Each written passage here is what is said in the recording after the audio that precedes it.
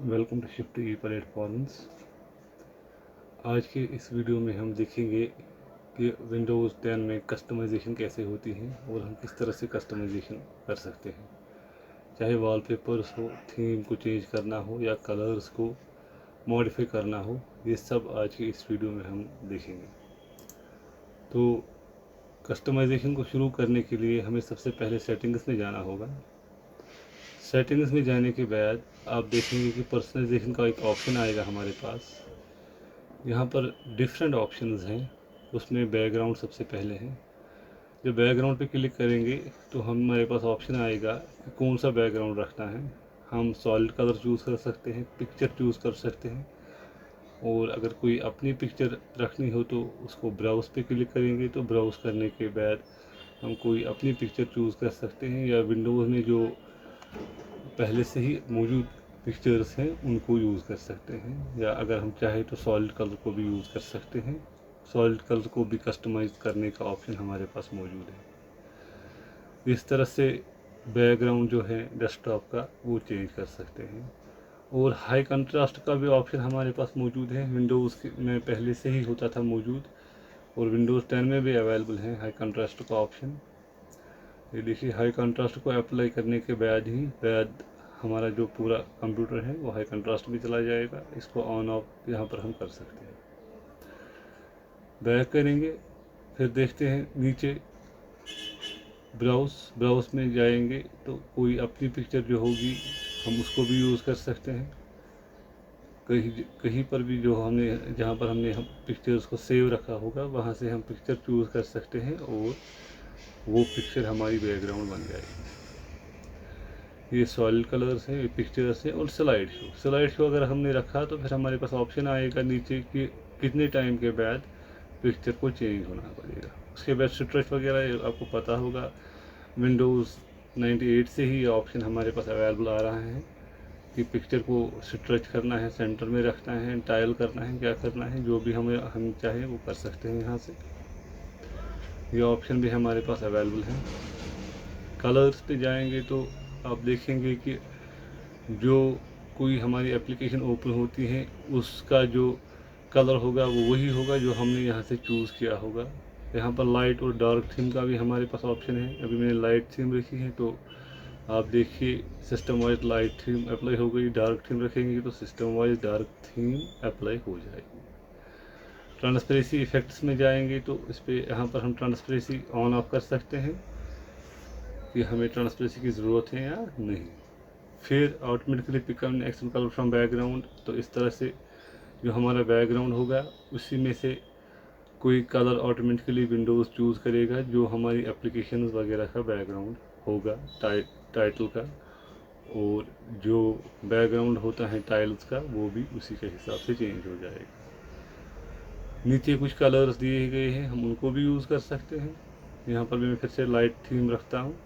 नीचे आप देखिए तो यहाँ पर कुछ रिसेंट कलर्स हैं जो मैंने यूज़ किए हैं। इसके अलावा विंडोज़ के कुछ कलर्स जो पहले से ही प्रीडिफाइंड हैं उनको भी यूज़ कर सकते हैं, या अगर कोई कस्टम कलर हमें चाहिए तो कस्टम कलर पे क्लिक करके उसको यूज़ कर सकते हैं। आप देखिए विंडोज़ का जो लोगो है उसका कलर भी वही हो जाएगा जो हम यहाँ पर चूज़ करेंगे। देखिए स्टार्ट मेन्यू के लोगो का कलर भी वही चीज़ चूज़ होगा, तो सिस्टम वाइज थीम जहाँ पर कलर्स अप्लाई होते हैं वहाँ पर वही कलर अप्लाई होगा। लॉक स्क्रीन जो होता है विंडोज़ 10 का, उसका बैकग्राउंड भी हम यहाँ पर चूज़ कर सकते हैं कि कौन सा बैकग्राउंड होना चाहिए लॉक स्क्रीन का। उसके अलावा लॉक स्क्रीन पे क्या क्या एप्लीकेशन हमें होनी चाहिए वो भी ऑप्शन अवेलेबल, जैसे कि एंड्रॉयड में आता है वैसे ही विंडोज़ 10 में भी आता है। हम यहाँ से चूज़ कर सकते हैं कि बैकग्राउंड जो लॉक स्क्रीन का है उसके ऊपर कौन कौन सी एप्लीकेशन हाईलाइट आएगी, कौन कौन सी एप्लीकेशन का आइकन आना चाहिए। तो यहाँ पर show lock screen background picture in sign पे भी होना चाहिए कि नहीं, वो ऑप्शन हम ऑन ऑफ रख सकते हैं। थीम, कुछ थीम ऑलरेडी यहाँ पर हैं जिनको मैं अप्लाई कर सकता हूँ, और अगर मुझे कुछ नई थीम डाउनलोड करनी है तो वो भी मैं यहाँ से कर सकता हूँ। ये कुछ थीम्स हैं जो पहले से ही इंस्टॉल्ड हैं विंडोज़ में, तो आप देखिए नोटपैड मैंने ओपन किया है, जो थीम का कलर है वही इसके टाइटल का भी कलर होगा। यही मामला बाकी एप्लीकेशंस के साथ भी हो जाएगा। यहाँ पर एक ऑप्शन आता है get more themes in Microsoft store. इस पर क्लिक करेंगे तो माइक्रोसॉफ्ट का जो स्टोर है अपना है वो ओपन हो जाएगा। यहाँ पर कुछ थीम्स पेड थीम्स हैं और कुछ फ्री थीम्स हैं, ज़्यादातर फ्री हैं। किसी भी थीम पे हम क्लिक कर सकते हैं, वो इंस्टॉल हो जाएगी। थीम इंस्टॉल होने के बाद हम उस थीम गेट पे मैंने क्लिक किया, उसके बाद ये थीम डाउनलोड हो जाएगी। डाउनलोड होने के बाद मेरे पास ऑप्शन रहेगा कि इस थीम को मुझे अप्लाई करना है या नहीं करना है, और अगर अप्लाई करना है तो कौन से वाले कंप्यूटर पे अप्लाई करना है। क्योंकि यहाँ पर अगर मेरे नेटवर्क पे और कुछ कंप्यूटर्स हैं तो उन पे भी मैं इस थीम को अप्लाई कर सकता हूँ। ये देखिए ये मेरा अपना कंप्यूटर है और बाकी जो कंप्यूटर्स हैं वो दूसरे हैं, एक और कंप्यूटर में नेटवर्क पे हैं, उस पर भी मैं अप्लाई कर सकता हूँ। यहाँ पर मैंने अपने कंप्यूटर में इस थीम को डाउनलोड किया। ये देखिए ये थीम यहाँ पे आ गई। इस पर मैं क्लिक करूँगा तो इसका एक तो बैकग्राउंड आ जाएगा, दूसरे जो कलर्स हैं इसके इस थीम के डार्क थीम हैं, जो इसके कलर्स हैं प्रीडिफाइंड वो भी अप्लाई हो जाएंगे। ये था थीम्स का मामला। कलर्स का मामला मैंने आपको पहले ही समझाया। ये देखिए जिस कलर पे मैं क्लिक कर रहा हूँ टाइटल हो रहा है, एप्लीकेशन का टाइटल का कलर भी वही चेंज हो रहा है।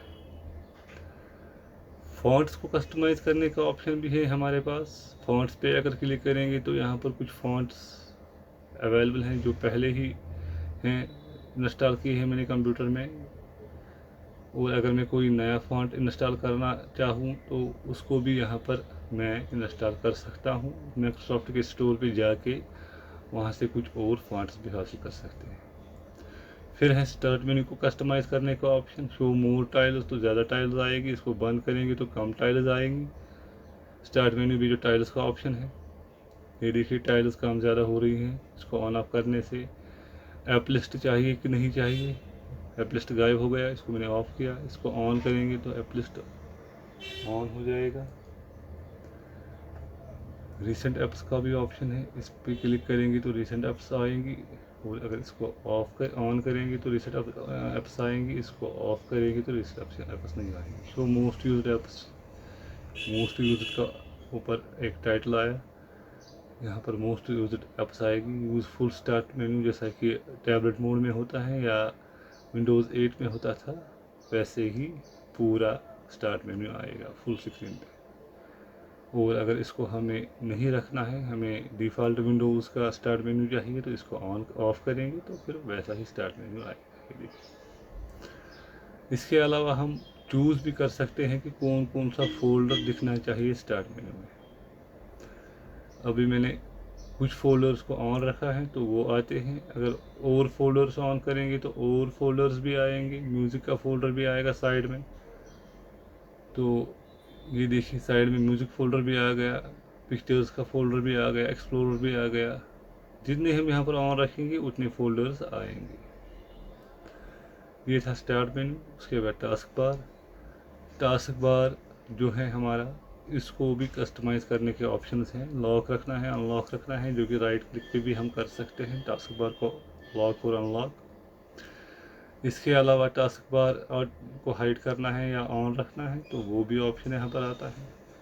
टैबलेट मोड के हिसाब से चलाना है टास्क बार, वो ऑप्शन भी आएगा। स्मॉल आइकन्स और बड़े आइकन्स का ऑप्शन भी है। इसको ऑन ऑफ करने से आइकन स्मॉल होते हैं या बड़े होते हैं। पीक प्रीव्यू भी हैं, कमांड प्रॉम्प्ट का भी ऑप्शन है, बैच का भी ऑप्शन है। सभी ऑप्शन जहाँ पे हैं टास्क बार के, इनको आप एक्सप्लोर कर सकते हैं और एक्सप्लोर करने के साथ आप देख सकते हैं कि आप क्या क्या यूज़ कर सकते हैं। इसके अलावा टास्क बार को कौन सी पोजीशन पे रखना है वो ऑप्शन भी हमारे पास आता है। इसको हम ड्रैग करके भी कर सकते हैं या फिर यहाँ पर भी चेंज कर सकते हैं। टास्क बार को कंबाइन करना है या हाइड रखना है या क्या करना है, ये ऑप्शन भी हमारे पास अवेलेबल आ रहे हैं। तो ये कुछ ऑप्शंस थे कस्टमाइजेशन के, इनको आप बहुत ही ईजी हैं। जैसे कि एंड्रॉयड में ऑप्शंस अवेलेबल हैं, उसी तरह से विंडोज़ 10 में भी ये सब ऑप्शंस अवेलेबल हैं। चाहे आप टच स्क्रीन पे काम कर रहे हो या विदाउट टच, तो दोनों में काम करते हैं। ये अपनी चॉइस है कि हम कहाँ पर इन ऑप्शंस को यूज़ करना चाहते हैं। ये कुछ ऑप्शंस थे विंडोज़ को कस्टमाइज़ करने के, इनको आप यूज़ करके विंडोज़ को कस्टमाइज़ कर सकते हैं। Thank you.